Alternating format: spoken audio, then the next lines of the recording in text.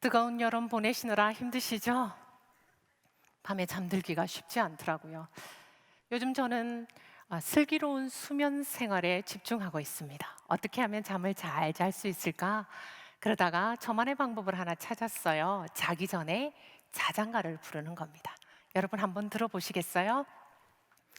잘 수 있다 하시리는 나의 능력 주 하나님, 의심 말라 하시고 잠자리에 들라 하시네.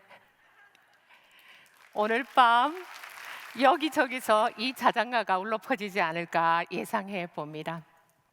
우리 모두 슬기롭고 건강하게 이 여름 잘 지내고 감사 특밤의 계절을 향해서 함께 힘차게 나아갈 수 있으면 좋겠습니다.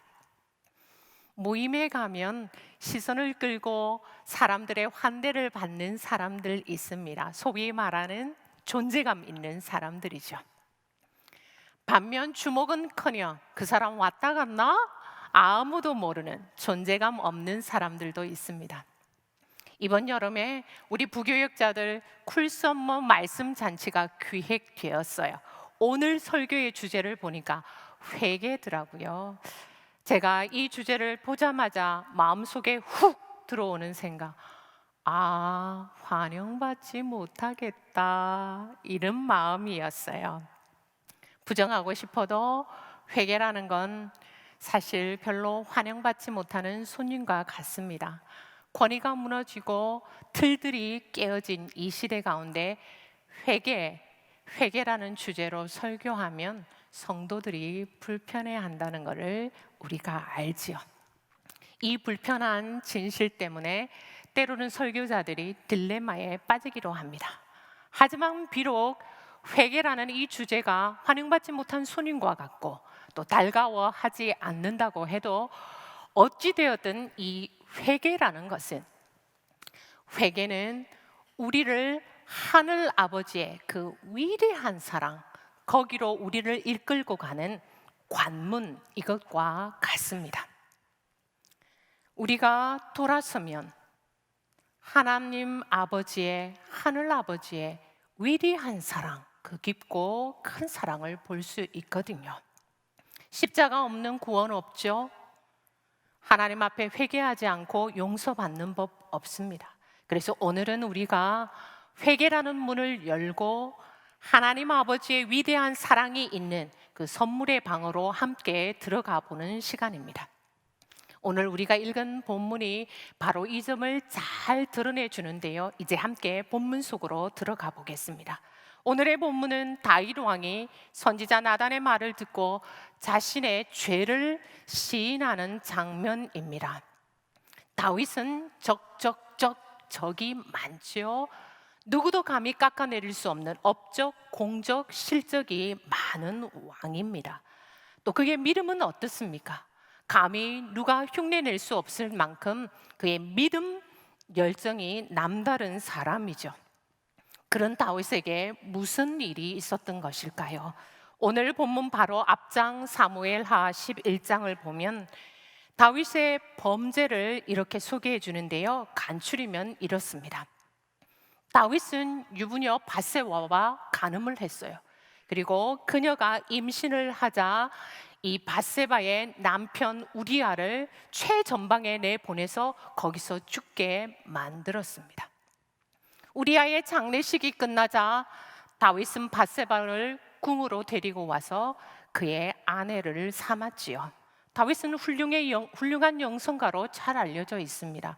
그런 다윗이 이런 범죄를 저질렀다, 이런 죄를 저질렀다 믿기지 않습니다. 요즘 가짜 뉴스들이 많은데요, 이건 가짜 뉴스가 아니고 팩트입니다. 다윗의 범죄 세상 모든 사람들의 치정과 별로 다르지 않더라고요. 전혀 그럴 것 같지 않는 사람의 이 범법 행위를 마주하면 마음이 불편합니다. 만약 피할 수 있다면 피하고 싶어요. 그리고 삭제 버튼이 있다면 살짝 눌러서 기록을 삭제해버리고 싶은 그런 마음입니다. 그런데 성경의 저자는 바로 이 부분에 대해서 그럴 마음이 없어요. 전혀 그럴 기색이 없습니다. 다윗의 치부에 대해서 낱낱이 숨김없이 기록하고 길이길이 그것을 전해주는 것을 볼 수 있어요. 여기서 한 가지 궁금한 게 있는데요. 다윗이 범죄를 저지르고 죄를 짓고 한 1년 정도의 시간이 흐른 후에 나단 선지자가 찾아온 것으로 보입니다. 그 중간에 다윗의 마음이 어땠을까요? 다윗의 속은 도대체 어떤 걸로 가득 차 있었을까요? 다윗은 남북으로 갈라진 그의 왕국을 통일했습니다. 외세의 침입을 잘 막아놨습니다. 이 나라를 안정권 위에 딱 올려둔 왕입니다. 이런 왕이니 다윗이 어쩌면 내가 그런 업적을 이루었잖아, 내가 그 정도 했는데 이 정도쯤은 지나가야 되지 않을까? 이렇게 생각했을지도 모르겠어요. 다른 왕들을 좀 봐, 나는 그들과 비교하면 별것도 아니야, 그렇게 자기 합리화를 했을지도 모르겠습니다. 어쩌면 문득문득 속에서 죄책감이 올라왔지만 애써 그것을 누르면서 사람들이 문제 삼지 않으니까 문제되지 않을 거야, 그렇게 생각했는지도 모릅니다.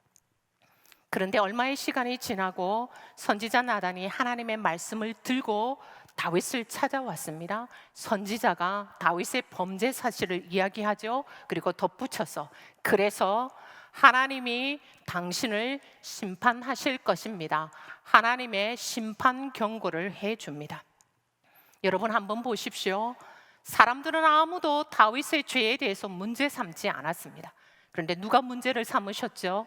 하나님께서 다윗의 죄를 문제 삼으신 것입니다.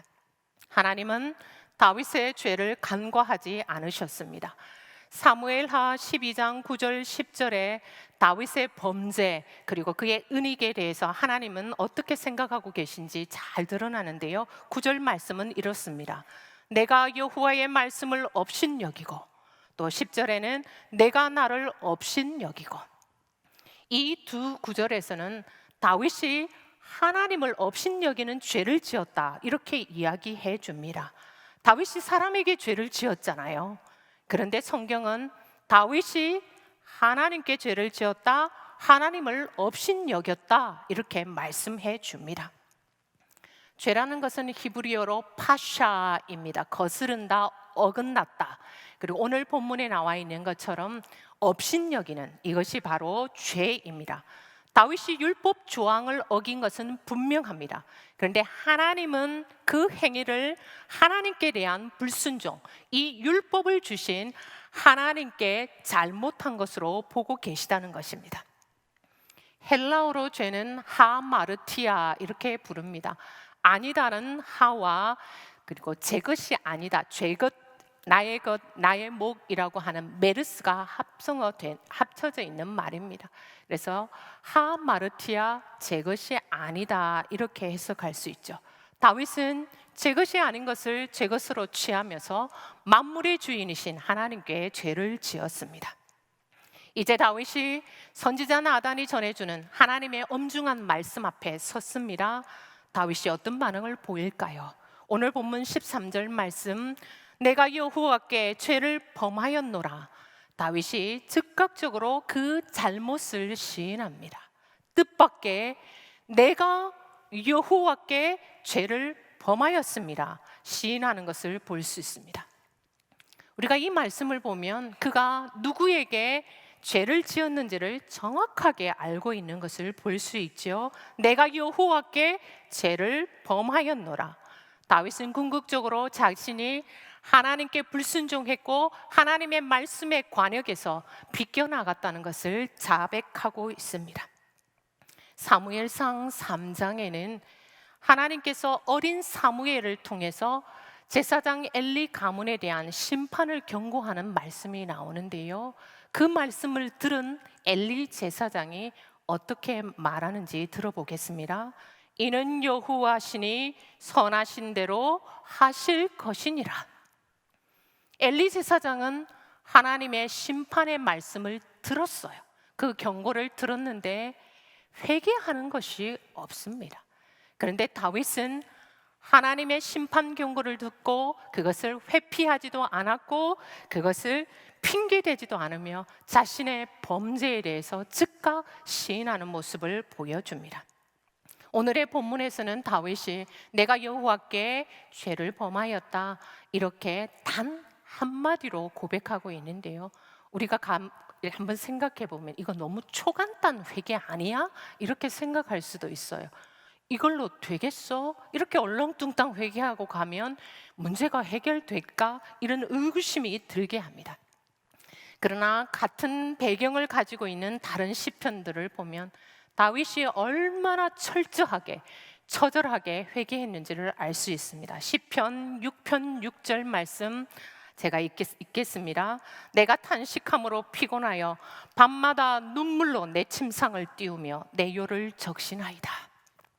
또 시편 51편에서 다윗은 긴 시간 동안 그가 얼마나 처절하리 많지 죄를 자백하고 하나님의 용서를 구했는지 잘 나타나 있습니다. 시편 51편 1절 말씀입니다. 내 죄악을 치워 주소서. 2절 나의 죄를 깨끗이 제하소서. 7절 나의 죄를 씻어 주소서. 9절 내 모든 죄악을 지워 주소서. 이처럼 다윗은 점진적이기도 하고 또 진정성이 있는 뉘우침으로 하나님의 용서를 갈구한 것을 우리가 알 수 있어요. 그런데요, 이렇게 범죄를 한 후에 제가 잘못했습니다, 제가 죄를 지었습니다, 이렇게 간단하게 자백만 하면 그걸로 다 되는 것일까요? 죄를 자백했으면 그 다음은 방향을 전환하는 것이 필요합니다. 우리는 이것을 회개라고 말합니다. 문자적으로 회개는 잘못을 뉘우치고 고치는 것이지요, 신약 성경에서 회개를 말하는 헬라어는 메타노이아, 어떤 일을 겪은 후에 의지의 변화가 일어나는 것, 생각이 바뀌는 것을 말합니다. 메타노이아와 비슷한 말이 있는데요, 메타멜로마이입니다. 내가 지금 감정적으로 뉘우쳐요. 우리가 소위 말하는 후회를 말하는 것입니다. 믿지 않는 사람들도 메타멜로마이하고 메타노이아 하더라고요. 세상의 모든 사람들이 자신이 잘못했을 때 내가 감정적으로 뭔가 잘못됐다고 후회해요. 메타멜로마이 합니다. 그리고 내가 이제부터는 생각을 바꾸고 의지를 바꿔서 돌이키겠습니다. 메타노이아 하더라고요. 그렇다면 믿는 우리 그리스도인인 우리는 어떻게 회개를 해야 하는 것일까요? 회개에 대해서 조금 더 살펴보도록 합시다. 회개, 메타노이아, 이 말과 일맥상통하는 구약 성경의 말이 있습니다. 바로 나함하고 슈버입니다. 나함은 진실로 뉘우친다는 것입니다. 감정적이든 의지적이든 진실로 뉘우치는 것을 나함이라고 합니다. 슈브는 돌아서는 것입니다. 행동이 바뀌는 어떤 결단이 있는 것을 말합니다. 그러므로 그리스도인의 회개라는 것은 메타말로이와 메타노이아 그 이상이 되어야 합니다. 감정적으로 뉘우침, 의지의 변화, 거기서 더 나아가야 하는 것이죠. 나함하고 슈버해야 하는 것입니다. 진실로 뉘우치고 그리고 지금까지의 잘못된 길에서 돌이켜서 하나님께로 돌아서는 방향 전환을 하는 것, 그것이 바로 올바른 회개입니다. 우리의 회개는 감정적인 뉘우침, 여기서 끝나기도 하고 또 상투적인 말, 아무 내용 없고 의미 없는 I'm sorry, 미안, 여기서 그치기도 하는데요, 우리 그리스도인의 회개는 그런 것과 차원이 달라야 합니다. 개인적인 회개 일은 아니면 가정과 사회와 국가, 공동체의 회개 일은 진정한 회개, 올바른 회개라는 것은 진실로 뉘우치고 잘못된 길에서 돌아서서 하나님께로 방향을 전환하는 것입니다. 아버지를 떠나서 방탕하게 살다가 돌아온 탕자, 이 탕자 이야기처럼 잘못된 길에 들어섰다가 돌이킨 사람 이야기를 같이 나누려고 합니다. 멜 트라트인데요, 그는 알코올 중독자였습니다. 10대에 이미 알코올 중독자, 술 없이는 하루도 견디지 못하는 그런 삶, 늘 취해 있는 삶을 살고 있었어요. 하루는 어린 딸이 병을 앓아 드러눕게 되었습니다. 아내가 돈을 구해주며 약을 사달라고 했어요. 그런데 약을 사러 가는 길에 술집 앞을 지나다가 참지 못하고 들어갔어요. 딱 한 잔만 해야지. 그러다가 그 돈을 다 탕진할 때까지 마시고 늦게 집에 돌아왔더니 딸이 죽어 있었습니다. 그의 양심 없는 행동은 계속되었는데요.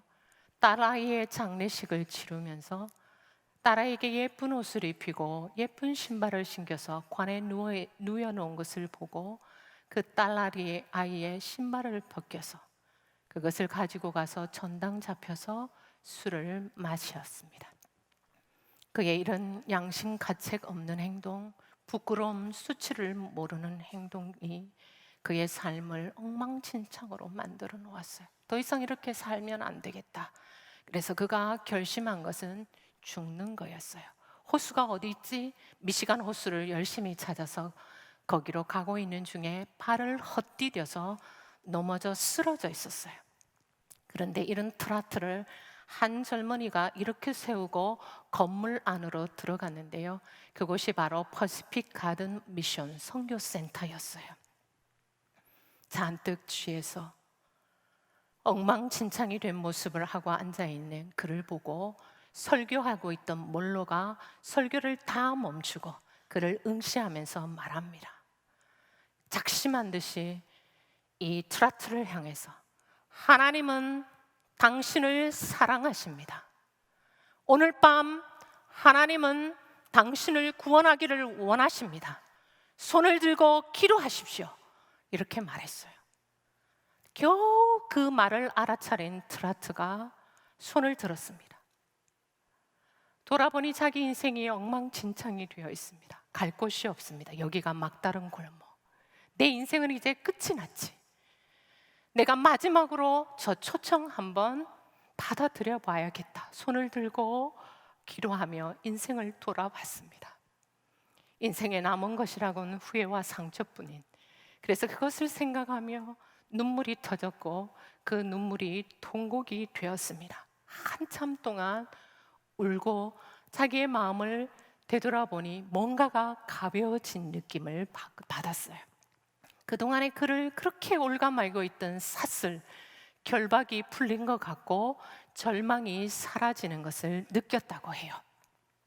그 이후 43년 동안 트라트는 술의 노예가 되어서 인생을 허비하는 사람들을 위해서 사역하는 사람으로 여생을 바쳤습니다. 트라트처럼 또 성경에 나오는 사도 바울처럼 성령의 강력한 인재하심으로 극적인 방향 전환을 하는 사람들 물론 있지요. 그러나 많은 사람들은 자신이 주인이던 삶, 방탕한 인생의 방향을 바꾸는 것이 쉽지 않다는 것을 알고 있습니다. 우리 주변에 성도님들, 사람들이 이야기해요. 제가 이제 다시는 그러지 않을 거예요. 제가 이제 그렇게 살지 않을 거예요. 말합니다. 방향을 틀었어요. 그리고 다시 방향을 원점으로 돌아옵니다. 하지 않겠어요. 하겠어요. 끊겠어요. 못하겠어요. 이것을 계속 반복하면서 원점에 있는 사람들도 있는 것이 사실입니다. 그래도 우리는 어떻게 해야죠? 설령 그렇더라도, 설령 이 회개라는 것이, 방향 전환이라는 것이 쉽지 않더라도 우리는 천국 가는 날까지 하나님 앞에서 평생토록 나함하고 슈버해야 합니다. 이 과정들을 통하여 하나님의 구원의 은혜를 누리고 나누면서 살아야 하죠. 회개하고 자신의 인생을 그 방향을 전환한 사람에게 하나님은 어떤 은총을 베푸실까요? 다윗이 자신의 죄를 자복했습니다. 내가 여호와께 범죄하였습니다. 그때 나단 선지자는 이 다윗에게 놀라운 말씀을 전해줍니다. 오늘 본문 13절입니다. 제가 말씀을 읽습니다. 여호와께서도 당신의 죄를 사하였나니, 죽을 줄 알았는데 여호와께서 당신의 죄를 사하였습니다. 사하셨습니다. 이런 말을 듣게 되었습니다. 여기서 사한다는 말은 아바르인데요, 죄를, 잘못을 깨끗이 치워준다, 이런 뜻입니다. 죄를 자백한 다윗이 하나님이 그의 죄를 깨끗이 치워주는 것을 경험하게 되었다는 거예요. 마치 그가 처음부터 아무 죄가 없는 것처럼 하나님께서 그의 죄를 싹 치워주셨다는 말씀입니다. 간혹 성도님들이 질문합니다. 목사님, 교회 다니는데 꼭 그렇게 구태의연하게 계속 그런 식으로 힘들게 회개해야 돼요? 이렇게 질문하기도 해요. 저는 오늘 힘주어서 말하고 싶습니다. 우리가 왜 회개해야 합니까? 하나님께서 돌이킨 자에게 사죄의 은총을 베풀어 주시기 때문입니다. 마치 우리가 처음부터 죄가 없었던 것처럼 하나님이 돌이킨 자의 그 죄를 말끔히 치워주시기 때문입니다. 인생에는 여러 종류의 고통이 있습니다. 죄를 짓고 살면서 그 죄가 해결되지 않는 이 고통 때문에 신음하는 사람들도 의외로 많이 있더라고요.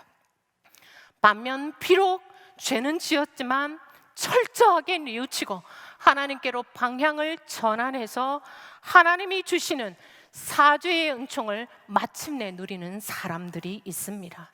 하나님께 뉘우치고 돌아오면 죄를 제거해 주시고 그에게 자유와 해방감, 가벼움과 평안함을 향유하게 하시는 하나님의 사죄의 은총이 있지요.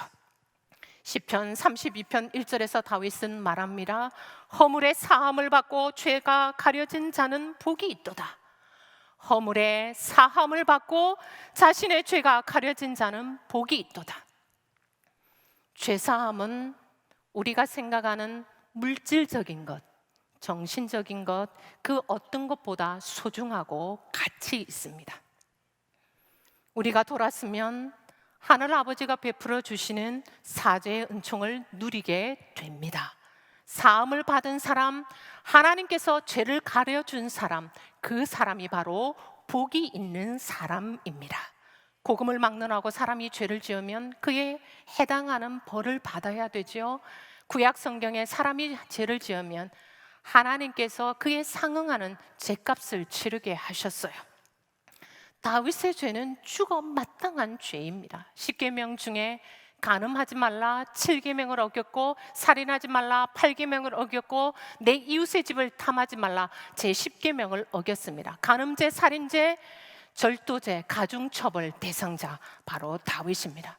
그런데 사무엘 하 12장 10절에 하나님은 이미 다윗에게 너의 집에서 영원토록 칼이 떠나지 않겠다 나단을 통해서 경고해 주셨죠. 죄의 삭시 사망이기 때문입니다. 다윗은 계명을 어겼고 사회법 어겼으니 죽어 마땅합니다. 당연히 죽을 거라고 생각했는데 하나님이 무슨 말씀을 하시는 것이죠? 하나님 말씀하십니다. 여호와께서도 당신의 죄를 사하셨나니 당신이 죽지 아니하려니와. 아멘. 하나님은 돌아선 다윗에게 그의 죽음의 형벌을 면하게 해 주셨습니다. 하나님이 땅 다윗 사면, 이런 사면의 은혜를 베풀어 주셨습니다. 거룩하신 하나님께서 더러워진 다윗에게 벼락을 내리지 않으셨더라고요. 범죄한 다윗에게 군대를 보내서 긴급 체포하지 않으셨습니다. 흉악한 죄를 저지른 다윗에게 사형 언도하지 않았습니다. 더럽고 냄새 나는데 그래서 내버려 둬야지, 멀리 해야지 그러시지 않으셨어요. 하나님은 다윗을 즉결하지도 않으셨고 또 하나님은 다윗을 유기하지도 않으셨습니다.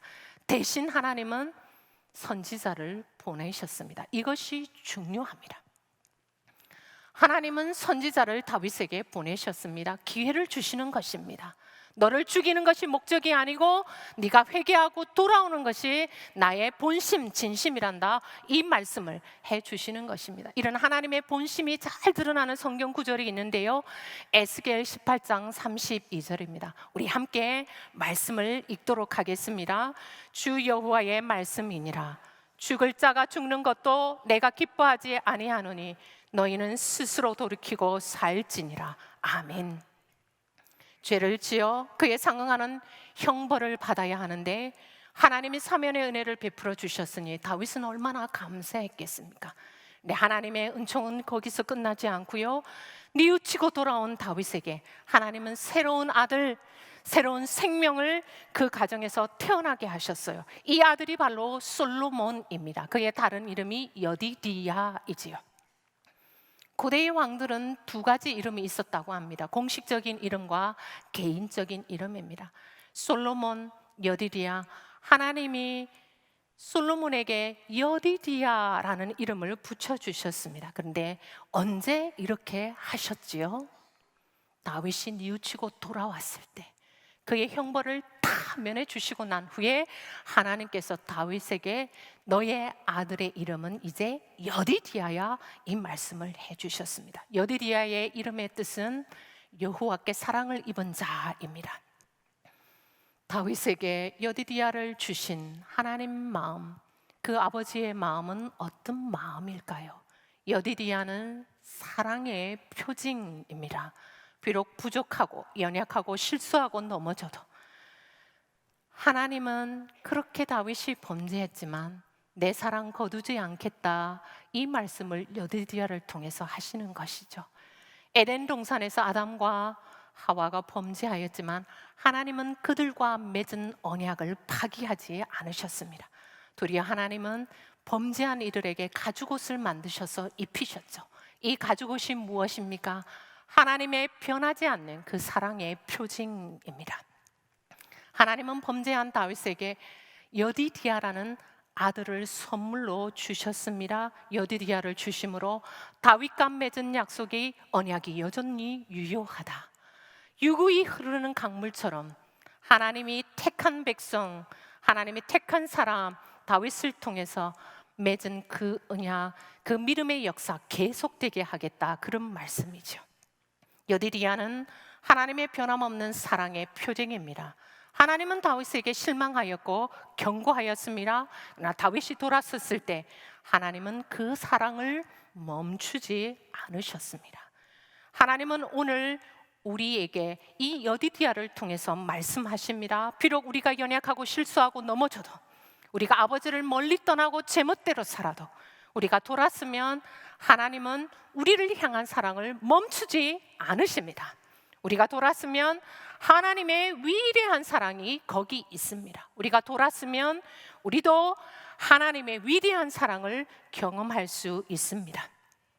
여디디야는 또 용서의 표징입니다. 다윗이 여디디야를 볼 때마다 자신의 범죄가 떠올랐을 것입니다. 자신의 죄가 얼마나 끔찍했는지, 그가 얼마나 추악한 짓을 했는지, 그것 때문에 얼마나 대가를 치러야 되는지 고통을 생각했을 것입니다. 그 아이를 볼 때마다 또한 내가 용서를 참 많이 받았지, 내가 죽어 마땅한데 하나님이 마치 내가 죄가 하나도 없는 것처럼 내 죄를 다 용서해 주셨지, 그것을 기억했을 것입니다. 하나님의 한없는 용서, 그것을 기억하며 눈물을 훔쳤을 것입니다. 우리에게도 그런 사랑이 있습니다. 하나님은 하나님의 여디디야 예수 그리스도, 하나님께 사랑받는 우리 예수님을 우리를 위해서 보내주셨습니다. 이 여디디야 하나님의 사랑을 입은 자 예수님을 십자가에 내어주셔서 우리의 모든 죄를 사하여 주셨습니다. 하나님은 십자가에서 우리를 향한 그분의 사랑이 얼마나 위대한지, 하나님의 용서가 얼마나 한이 없는지를 보여주셨습니다. 그래서 십자가는 즐거운 교환의 장소입니다. 십자가에서 예수님이 죽으심으로 우리는 생명을 얻었습니다.